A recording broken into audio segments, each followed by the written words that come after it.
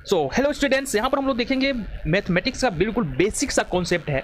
और ये कॉन्सेप्ट जो है हमारा क्या है, बहुपद का गुणनखंड।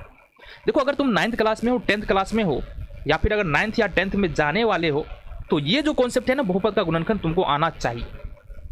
बेसिकली यहाँ पर जो बात किया जा रहा है, ये जो दिख रहा है ना तुमको, यह एक द्विघातीय बहुपद है। कैसा बहुपद है बोले तो ये द्विघातीय बहुपद है। अब ये द्विघातीय बहुपद क्यों है? ये द्विघातीय बहुपद क्यों है? क्योंकि इसका हाईएस्ट पावर 2 है।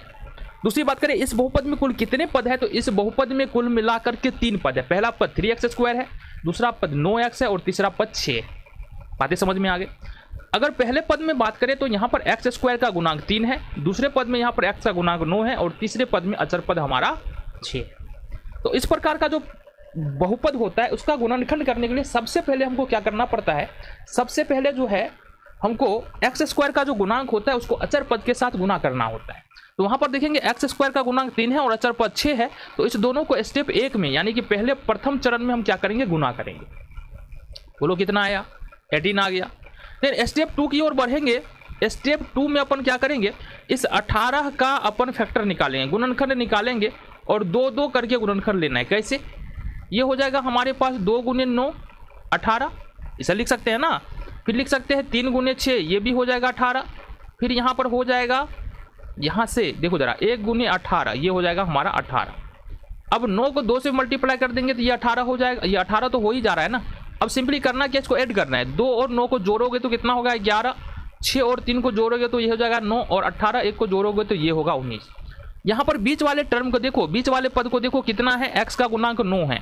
अब यहाँ पर क्या आ रहा है, पहले दोनों जोड़ने पे 11 आ रहा है और देन 6 और 3 को जोड़ने पे 9 आ रहा है। मतलब इसकी जरूरत हमको पड़ने वाली, इसको यहाँ पर लाते हैं, ये है 3 × 6। ठीक है जी। अब हो ये रहा है कि इसको यदि हम गुना करते हैं तो ये 18 आएगा। कितना आएगा, 18। और इस दोनों को ऐड करते हैं, इसको गुना करने पे 18 आ रहा है और ऐड कर देते हैं तो ये आ रहा है 9। बातें क्लियर है इतनी? तो अब हमको करना क्या, सिंपली इस 3 प्लस में है तो इसको लिखेंगे 3x और 6 प्लस में तो इसको लिखेंगे 6x। अब ये जो 3x + 6x आया है ना, इसके जगह पर हमको रखना है, किसके जगह पर, 9x के जगह पर। बाकी जैसा वैसे रहने देना। ये हो जाएगा 3x²। देन 9x के जगह पर हमने क्या कहा बाबू, ये 3x + 6x रखना है।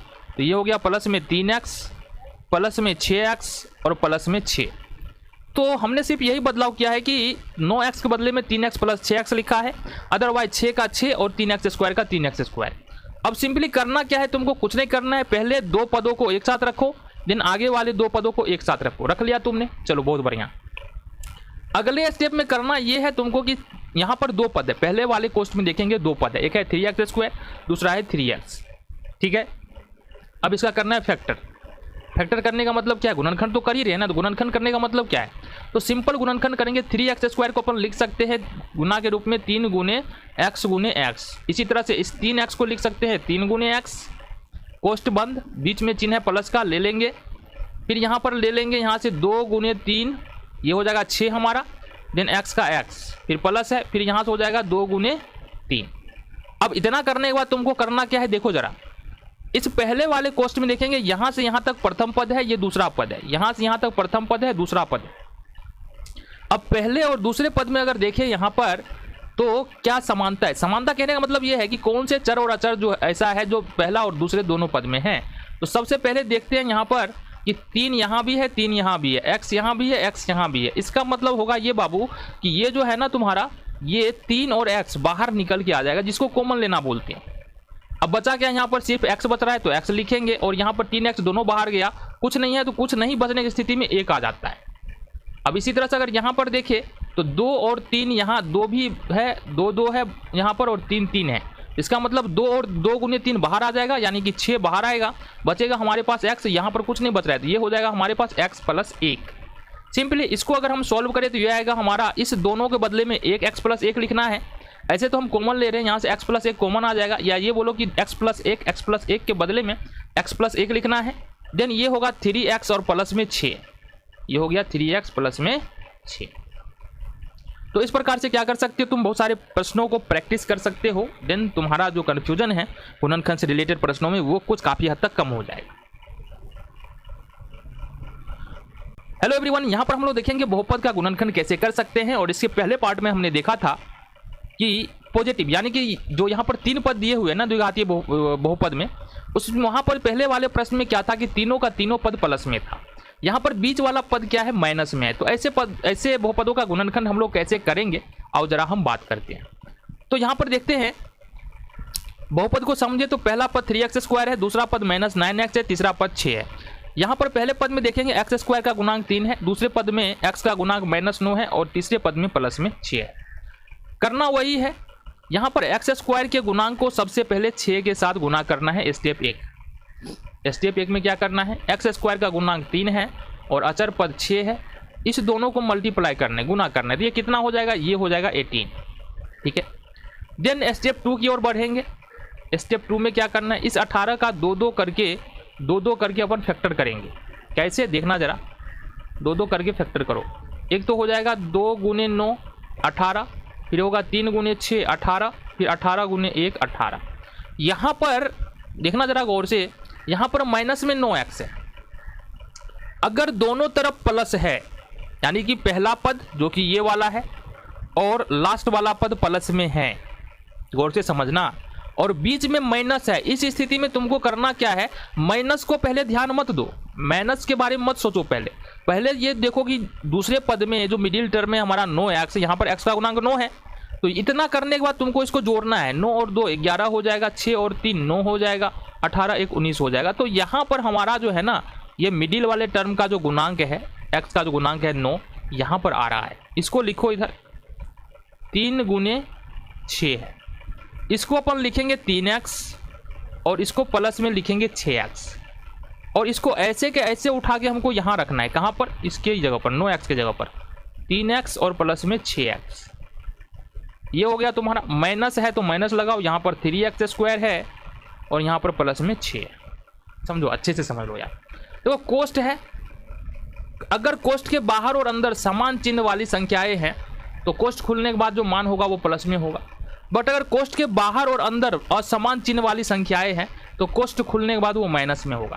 तो यहाँ पर देख रहे हैं कि माइनस में माइनस है कोष्ठ के बाहर, मतलब -1 है, और यहाँ पर 3x प्लस में है। इसका मतलब ये हो जाएगा माइनस का 3x और ये हो जाएगा माइनस का 6x और प्लस में 6। सिंपली यहाँ पर अब करना क्या है, इसके आगे करना क्या होता है, चलो जी इतनी बातें समझ में आ गई। इसके आगे करना क्या होता है, 3x² का अपन क्या करेंगे, 3x² का हम गुना के रूप में लिखेंगे इसको। तो आ जाओ, 3 × x × x, इसको 3x² बोलेंगे। देन माइनस का 3x इसको लिख सकते हैं और इस दोनों को यहाँ पर एक साथ रख लेते हैं। दूसरी बात है बाबू, यहाँ पर तुमको लेना है माइनस कॉमन। इस दोनों पदों में से सबसे पहले करना क्या है कि तुमको माइनस कॉमन लेना है। अब माइनस कॉमन लेने का मतलब है सबसे पहले माइनस आ जाएगा यहाँ। अब चूंकि यहाँ से माइनस कॉमन ले रहे हैं, देखना जरा, यहाँ से माइनस कॉमन ले रहे हैं तो माइनस बाहर आ गया, और ये जो 6x माइनस में था ये प्लस में हो जाएगा, और ये 6 जो माइनस में था ये प्लस में था, ये माइनस में हो जाएगा। ठीक है जी, आ जाओ। यहाँ से हमारे पास बच रहा है 3 × x और माइनस में 3 × x। देन हमारे पास यहाँ पर आ रहा है, इसको अपन लिख सकते हैं 6x को 2 × 3 × x और -6 को लिख सकते हैं 2 × 3। आ जाओ जी, ये 3x है, 3x है, 3x आ जाएगा यहाँ से कॉमन और बच गया हमारे पास x। अब देखो 3x कॉमन आने का मतलब क्या है, ये 3x यहाँ भी है, पहले पद में भी है, और 3x दूसरे पद में भी है। ये 3x आ जाएगा बाहर, बच गया हमारे पास क्या, यहाँ पर बच जाएगा x, और यहाँ पर 3 और x दोनों बाहर गया तो 1 बच जाएगा। क्लियर है बात। यहाँ पर आ गया हमारे पास 2 और 3 यहाँ भी है, 2 और 3 यहाँ भी है, तो 2 3 यहाँ पर क्या हो जाएगा 6, और 6 बाहर आ गया और x हो जाएगा -1 यहाँ पर आ जाएगा। आगे देखिए यहाँ से ये क्या आ गया, आगे यहाँ से बढ़ेंगे, थोड़ा ऊपर कर ले तो यहाँ पर अब फाइनली हमारे पास सॉल्यूशन आ चुका है। यहाँ पर तुम्हारे पास x -1 है, x -1 है, दोनों x -1 के बदले में लिखेंगे हम x -1। देन यहाँ पर हमारे पास है 3x - का 6, इसको लिखेंगे 3x - का 6। ये तुम्हारा सॉल्यूशन आ गया। तो इस प्रकार से हम फैक्टर कर सकते हैं। तो यहाँ पर हमारे पास एक और गुणनखंड है, देखते हैं कैसे कर सकते हैं इस गुणनखंड को। यहाँ पर जो गुणनखंड है, यहाँ पर देखेंगे जो हमारा अंतिम यानी जो अचर पद है वो हमारा माइनस में। इस तरह के प्रश्नों को हम कैसे सॉल्व करेंगे और जरा हम बात करते हैं। तो सबसे पहला काम तुमको क्या करना है, देखो यहाँ से सबसे पहला काम यानी कि फर्स्ट स्टेप में क्या करना है तुमको अचर पद को गुना करना है एक्स स्क्वायर के गुणांक के साथ, यानी 7 को गुना करना है -7 को 5 से। तो हमने -7 को बाबू गुना किया 5 से, ये हो गया हमारे पास -35। कितना हो गया? -35। चलो जी, अब यहाँ पर हम 35 को पकड़ते हैं, इस वाले 35 को पकड़ना है। मान लो ये स्टेप 2 है, 35 को पकड़ना है। 35 को पकड़ करके 2 फैक्टर करते हुए लिखना है। तो एक ही 2 तरीका है हमारे पास, या तो लिखिए 1 गुने 35 35 हो जाएगा, दूसरा हो जाएगा हमारे पास 7 गुने 5, ये हो जाएगा 35। बातें क्लियर है? अब समझो एक बात, बीच वाले पद में जो है ना वो 2x है, मतलब बीच वाले पद का गुणांक कितना है? 2 है। x का गुणांक कितना है? 2 है। इसका मतलब यहाँ पर हमको सबसे पहली बात तो माइनस में 35 चाहिए, और माइनस में 35 कब आएगा? जब या तो माइनस में 7 हो तो माइनस में 35 आएगा, या अगर ये प्लस में हो तो ये माइनस में हो तो हमारा 35 आएगा। अब अगर 7 गुने -5 लिखते हैं तो ये माइनस का 35 आएगा। यहीं पर अगर 7 प्लस -5 करते हैं तो ये आ जाएगा हमारे पास प्लस का 2। तो यहाँ पर जो हमको प्रयोग करना है वो क्या प्रयोग करना है? 7 आया है तो 7x ले लेंगे, और यहाँ पर माइनस में 5x पकड़ लेंगे, और 2x के बदले में हमको लिख देना है 7x - 5x। कैसे? आओ जरा हम बात करें। तो यहाँ पर सिंपली करना क्या है? 5x स्क्वायर का 5x स्क्वायर, देन यहाँ से ये -5x को अपन पहले लिख लेते हैं ताकि यहाँ पर सोल्यूशन करने में आसान हो। -5x, देन यहाँ पर हो जाएगा +7x और -7। बातें समझ में आगे आ जाओ जी। देखो बाबू, यहाँ पर अब इस 2 पदों को एक साथ रखना है, इन 2 पदों को एक साथ रखना है, इन 2 पदों को एक साथ रखना है। यहाँ से अपन क्या करेंगे? सबसे पहले तो 5 यहाँ भी है, 5 यहाँ भी है, 5 बाहर आ जाएगा। और देखो एक्स स्क्वायर का मतलब होता है x गुने एक्स, एक्स स्क्वायर का मतलब होता है x गुने एक्स, मतलब कहने का x का यहाँ भी है और x यहाँ भी है, तो x भी बाहर आ जाएगा। अब x गुने एक्स में से अगर एक x बाहर चला गया तो बचा क्या हमारे पास? यहाँ पर x, 5x तो बाहर चला गया तो बचा हमारे पास 1, प्लस इस तरह से यहाँ पर 7 यहाँ भी है, 7 यहाँ भी है, 7 बाहर आ जाएगा, यहाँ पर बच जाएगा x - 1। आ जाओ, यहाँ पर देखेंगे तो x - 1 यहाँ भी है, x - 1 यहाँ है, तो यहाँ से क्या करेंगे? x - 1 कॉमन ले लेंगे। अगर कॉमन अभी नहीं समझ में आए तो यहाँ पर दोनों x - 1 के बदले में एक x - 1 लिखेंगे, देन हम लिख देंगे 5x प्लस में 7, 5x प्लस में 7। ये तुम्हारा हो गया। आगे बढ़ जाओ जी। तो यहाँ पर हमारे पास द्विघातीय बहुपद का गुणनखंड देखना है। प्रश्न है हमारे पास 6x स्क्वायर -5x - 4, इसका फैक्टर यानी कि गुणनखंड हम लोग कैसे कर सकते हैं? देखो, सबसे पहला स्टेप जो होता है, हमने पहले भी बताया है, सबसे पहला स्टेप जो होता है वो होता है जो एक्स स्क्वायर का गुणांक है जो कि 6 है, अचर पद यहाँ पर -4 है, इस दोनों को गुना करो, यानी 6 का गुना -4 के साथ। 6 का गुना -4 के साथ करते हैं तो ये होता है हमारे पास -24। कितना हो गया? -24। अच्छा 24, अभी माइनस भूल जाओ, 24 याद रखो, ठीक है। 24 का क्या करना है ना? गुणनखंड करना है 2 करके। कैसे गुणनखंड करेंगे? 2 गुने 12 24 हो जाएगा, 3 गुने 8 24 हो जाएगा, फिर से 6 गुने 4 24 हो जाएगा, इसी तरह से 24 गुने 1 24 हो जाएगा। तो इतने सारे तरीकों से हम 24 को फैक्टराइज कर सकते हैं 2 फैक्टर के रूप में। अब सिंपली तुमको करना क्या है? चूंकि हमको -24 चाहिए ना, तो सब में एक में किसी माइनस लगाओ। यहाँ पर हम 2 में लगा रहे हैं, यहाँ पर 3 में लगा दे रहे हैं, यहाँ पर -6 में लगा रहे हैं, यहाँ पर -24 में लगा रहे हैं। तो अब ये सबको मल्टीप्लाई करेंगे तो -24 हो जाएगा। मिडल टर्म में हमको कितना चाहिए? -5x चाहिए। तो यहाँ पर देखना 5, सबसे पहले देखेंगे 5 कहाँ पर आ रहा है। इस दोनों को जोड़ो, 12 और -2 को जोड़ेंगे तो ये हमारा 10 हो जाएगा। 8 और 3 को जोड़ेंगे तो ये 5 आ रहा है। तो यही बात बोल रहे हैं कि 5 कहाँ पर आ रहा है। तो 5 आ रहा है -3 और 8 में, यानी 3 और 8 वाले में ना, -3 और 8। बट हमको प्लस में 5 चाहिए, तो इसको प्लस कर लेते हैं और इसको माइनस कर लेते हैं। तो 8 में से 3 अगर घटाएंगे तो प्लस में 5 माइनस में 5 आ जाएगा। इसको 3x लिखेंगे और इसको लिखेंगे -5x, -8x। क्लियर है बात? अब सिंपली 5x के जगह पर -5x के जगह पर क्या लिखना है? 3x -8x। देखो यहाँ से ये होगा 6x स्क्वायर प्लस का 3x माइनस का 8x और माइनस का 4। आ जाओ जी।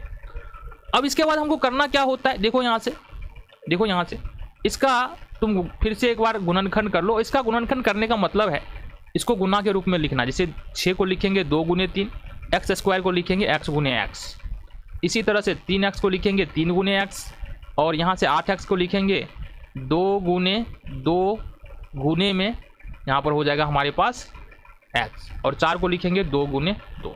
ये हो गया। इस पहले 2 पद को एक साथ रखना है, ठीक है जी। और बीच में प्लस का चिन्ह ले लेते हैं और इस दो पदों को एक साथ रखना है। अच्छा, ये बीच में प्लस का चिन्ह लिया तो समझो ये माइनस में है, ये वाला टर्म जो है ना ये माइनस में है। आ जाओ, अब यहाँ पर तुम गौर से देखना है एक बात, यहाँ से लेके यहाँ तक ये पहला पद है, दूसरा पद है, ये पहला पद है और ये दूसरा पद है। ठीक है जी, बातें क्लियर? आ जाओ, यहाँ पर इस पहले वाले क्वेश्चन में पहले और दूसरे पद में देखो यहाँ से क्या समानता है दोनों पदों में, यानी कौन कौन से चर और अचर दोनों पदों में। तो सबसे पहली बात बाबू 3 है, x है, x है, तो 3 और x को कर लेंगे बाहर, बच गया हमारे पास ये 2 और x, और यहाँ कुछ नहीं बच रहा है तो प्लस में 1। यहाँ से सबसे पहले माइनस यहाँ है, माइनस यहाँ है, माइनस को बाहर कर लेंगे। ठीक है जी, देन यहाँ पर देखेंगे 2 है, 2 है, 2 है, 2 है। ठीक है, तो ये तुम्हारा क्या आ जाएगा बाबू? अच्छा 8 है ना यहाँ पर, तो 8 है तो 3 2 1 2 और यहाँ पर आ जाएगा तुम्हारा। ठीक है, तो फाइनली 2 2 तो बाहर चला गया। 2 2 बाहर जाने के बाद हमारे पास बच क्या रहा है? हमारे पास बच रहा है यहाँ पर कितना? 2 गुने 2।